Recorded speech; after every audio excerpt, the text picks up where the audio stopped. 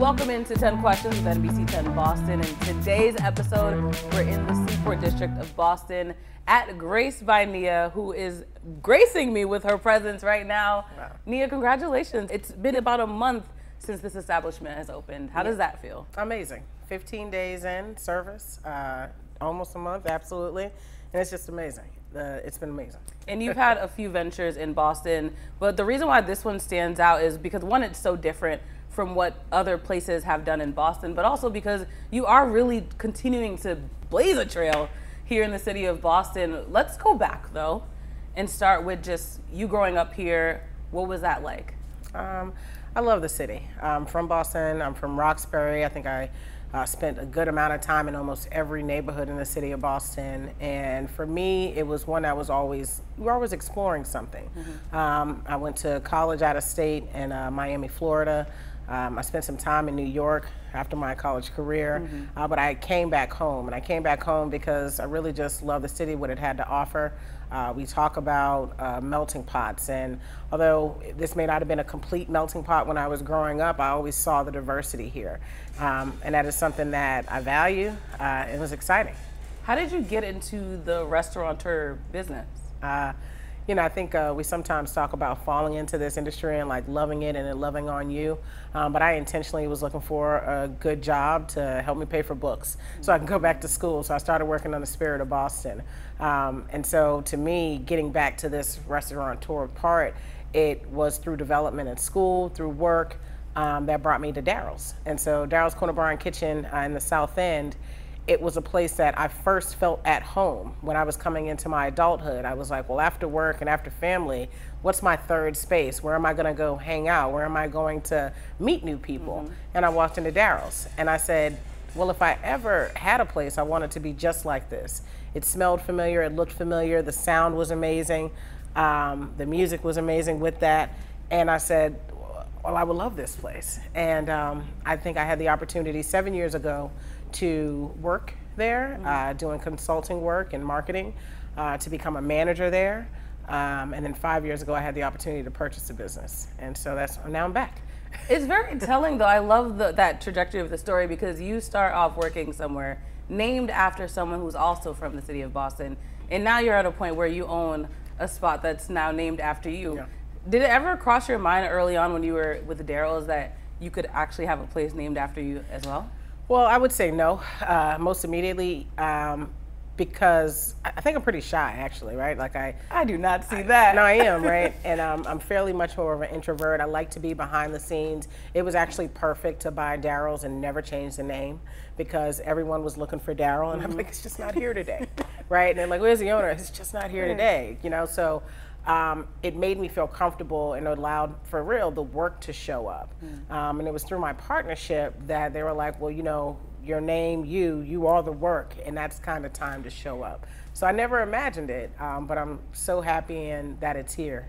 And it's here in the Seaport. It's beautiful. Your name is in neon lights right on Seaport Boulevard. I was here for your launch party, and I remember distinctly on the stage you said, not only your co-partners, they mentioned how he wanted to just have your name in lights, but you mentioned your grandfather and the fact that this is the legacy that you're continuing from your family. What can you tell us about your grandfather? So my grandfather, Adolphus Moses Grace, was born in 1929 here, matter of fact, in the Cape area, but was in Boston most of his life. And for him, he grew up in Boston at a different time, and he could have never imagined seeing his last name on any building, and particularly a drinking and dining establishment. And so to me, that is so special, and that's not anything that I knew or had an opportunity to even talk to him about. He'd never had a chance to know me in my space of being back in restaurants in this way. So this is a legacy that my aunts and my mom will tell me about, like, you know, if your grandfather was here, he would tell you this story, he would tell you this lesson, and then he would also tell you to don't mess this up, right? And so I think with the name, really, although it's my last name, it's his legacy, I have to do it right.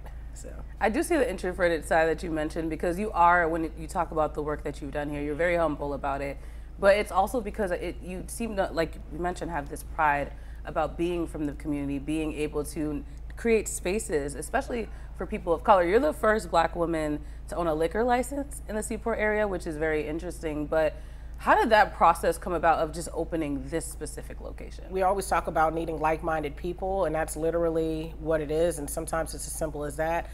Meeting Ed Kane from Big Night Entertainment Group and his partners, Randy Greenstein and Joe Kane, we were on the same page. We all enjoyed entertainment. We all enjoyed this crazy life of kind of waking up in the afternoon and staying up to the early morning, but making people smile, right? And giving this joy of hospitality and entertainment to folks we don't know, but will be fast friends with. And so that's kind of, what happened here. And then meeting our partners in WS Development and Jeremy Sklar, that it was another leg of, well, of course we love this thought and we love this idea and we love your place and let's do something together. And so I think it had to start with the like-mindedness, and then truly we got that hustle. I've been here only once so far, but the environment is just very familiar, even though like the first time I was here, it was my first time here. How do you curate an environment that consistently people come back to, kind of like what you mentioned with Daryl's and now is yours? Yeah. Well, first, this is our home. And when somebody welcomes you into their home, they're doing it with so much love and care and attention to details, because we want you to feel like you always want to be here, right? And so I think it has to start with that we truly believe in the industry that we're in. We truly believe in the product that we are serving. But more than anything else, we know that we can't do it without our guests. And so you're not a customer to us. You are a friend that we may not know yet. And that's how we have to treat it. And I think that for me, I used to live in New York, right? And so I would be on the train and I'd walk the streets, and the rule was you keep your head straight, you get to your goal, like that's it, like that's your target, right? And I have a lot of friends from the South though, and my family is from the South and rooted in the South, and that's not it. Like, we don't know who you are walking by, but I'm gonna say hi to you because again, you're just a friend or a stranger who's a friend that I haven't met yet, right? And so that's how I want everybody to feel in every single establishment. It's the first time I see you, but welcome back. That's funny because New Englanders are not like that. So how have you changed their mindset? Well, listen, you don't have an option when you come in here. you got to be like that when you come in here, or else you're going to be the one that kind of stands out. But I think that it can be a little cold. It can be a little sterile sometimes. But, one establishment, one hospitality group, one person at a time is making that difference. That's what we're doing. What good conversation doesn't have good drinks? Jen, what do we have today? A lot of amazing stuff. We have the Smoke Break with Rosaluna Mezcal, raspberry, gochujang honey syrup, and fresh lime. We have the Unfashioned with Uncle Nearest 1884, brown sugar simple, Amaro Nonino, and bitters. We have the Jam Session, which is Bacardi Tropical, pink guava, and fresh lime juice. And last, we have the Queen Bee, McQueen Gin, blackberry, and fresh lemon. And this cute little honeycomb thing in there too. It's so cute. Well, let's cheers, ladies. Cheers. My mom, she came from a two-parent household, and majority of my life I actually had two parents in my household, but at some point she was a single mom. Single mom raising two children in the 70s and the 80s and the 90s. And she actually was a product of busing here in the city of Boston, so she came directly out of that 70s or that 60s and 70s space where she had a bit of adversity, right? But for some reason I didn't realize it until I got older and I looked back.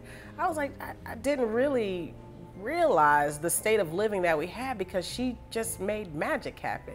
She was so resourceful, and it didn't really matter what we didn't have. We always seemed to have just enough, or were able to make it just great, right? It just was something different. And so we were talking about a little bit about the crisis of the pandemic, and it definitely was devastating. But when it came to business, it was just one of those things that I think I had experienced growing up, where it was just like, oh, this is what we call lemons, and we're about to make lemonade, and we're going to figure out our best path forward, and we're not going to give up. Like, we didn't come this far to lay down, and that's the spirit that's within me. When I think about my mom, her being all of 5'2", Hey. right, so cute. But when I tell you, her spirit is so tall, her energy is so strong. Like, you could tell her she couldn't do anything, and she'd be like, okay, let me prove you wrong twice and 3 times on Sunday. And so I come with that same energy to be like, all right, Tell me I can't. I like that. So we can. That resilience is unmatched. What did she told you about her experience with busing in Boston? It was, she's the youngest of 4 girls, or youngest of 4 children, 3 girls, 1 boy.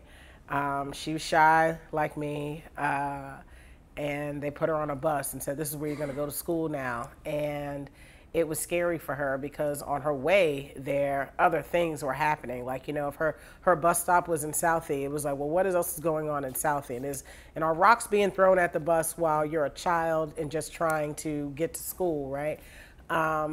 But when she would be there, that's where her talent was nourished, right? And so in that fear, the same thing, she was able to flourish, and she had to do something that was uncomfortable, and that's the same thing that, you know, I have to do sometimes. I have to be in those uncomfortable spaces and say that it's gonna be better. It's for a reason. It has to be.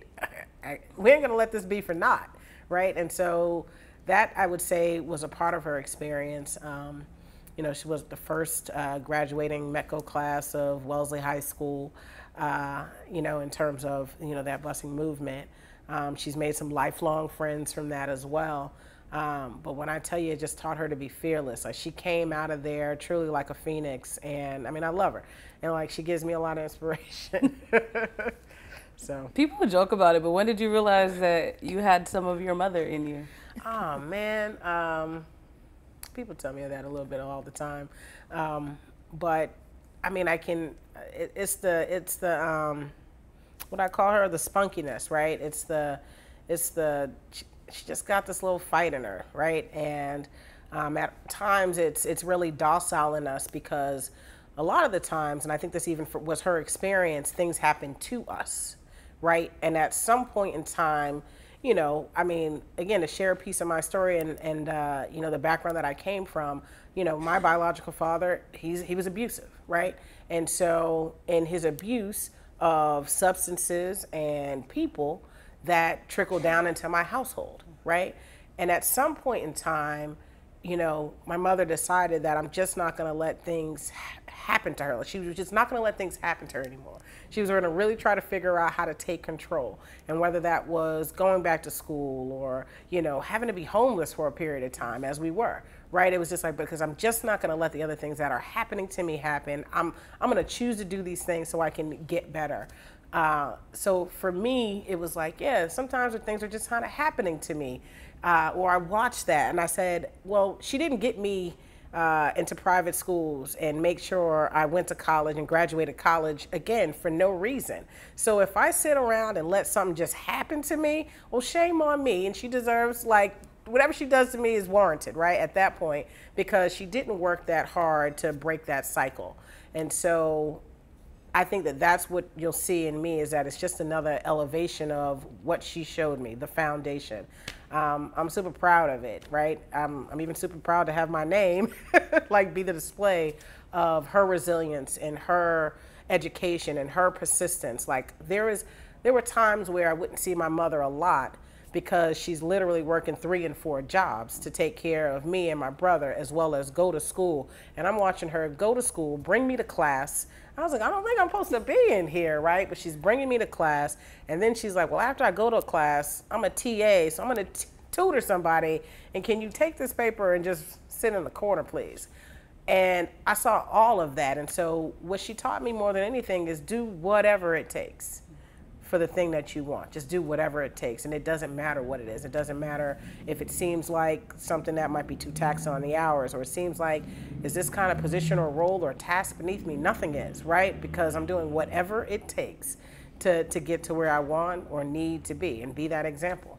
You mentioned that the collective community of Boston helped you get your foot in the door. What does that community mean to you? Oh, man.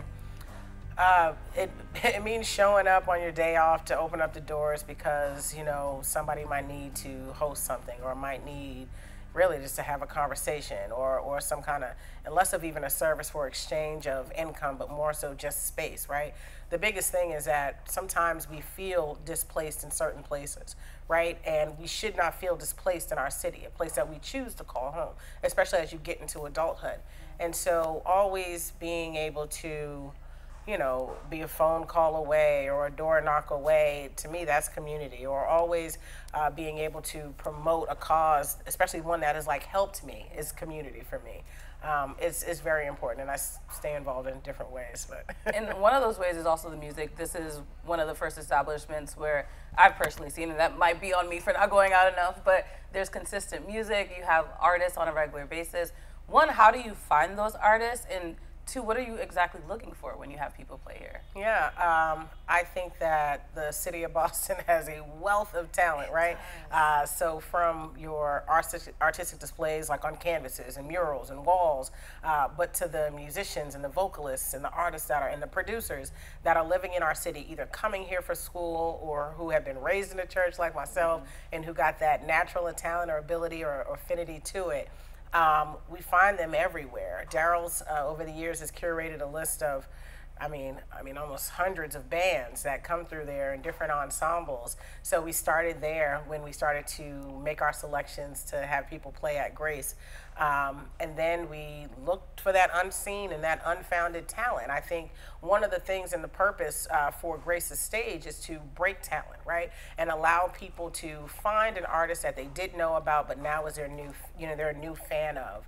And it's get away from some of the popular, all the things that are playing on the radio. That's fine.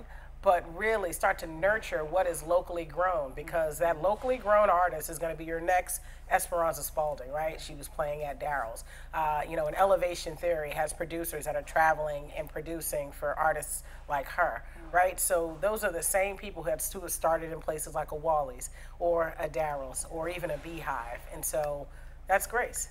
I feel like I asked this a lot, and I've asked it a lot recently because Boston is a city with so much musical talent. How would you describe, as someone that's watched a lot of musicians come through the city, how would you describe the personality of musicians here? Oh man, I don't know, it's just, I would say that the personality is just so funky, it's so cool, right? It's kind of back to that New England, New Yorker kind of energy. It's like, yeah, and I'm like, I want to be a part of it. Like, let's get your jazz fingers up when we're doing it. So, no, I think a real big part of it is that they're so beyond talent, right? Like, it is just beyond just having talent. It's kind of magical. It's a lot of chemistry. But we have so few outlets that allow them to show that and express it. So in a bit, they're kind of stifled, right? And so Grace is that opportunity for them to really unleash, and it's dynamic. And like you can just sit here literally for hours and be like, I'm good. I love that. And people always compare the New Yorks, the LAs. How does Boston, it sounds like you kind of already gave the answer, but how does Boston continue to cultivate the talent that's here? We've got, again, great educational programs. We have establishments who value the talent that we have and want to nurture it before it goes off and becomes super great, even more than we know. And I think that's just essentially it. We have to keep creating spaces like this, whether it's an edifice like this, whether it's a BAMS Fest, which is a music festival, right? Whether it's Boston Wild Black doing something down at Lawn on D, but then also features live music in a way, right?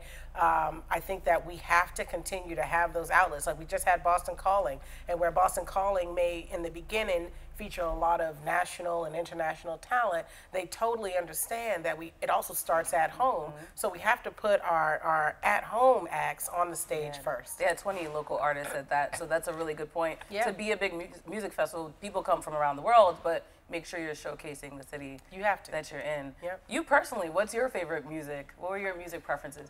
We've been talking for a minute now, and I can tell that your mind is just very musical in general, but I would love to hear. I love it all. I say that my roots are, I was saying this before, rhythm and blues, right? And rhythm and blues is derived from jazz as well as gospel notes, and that to me is the soul of what most of our music is today.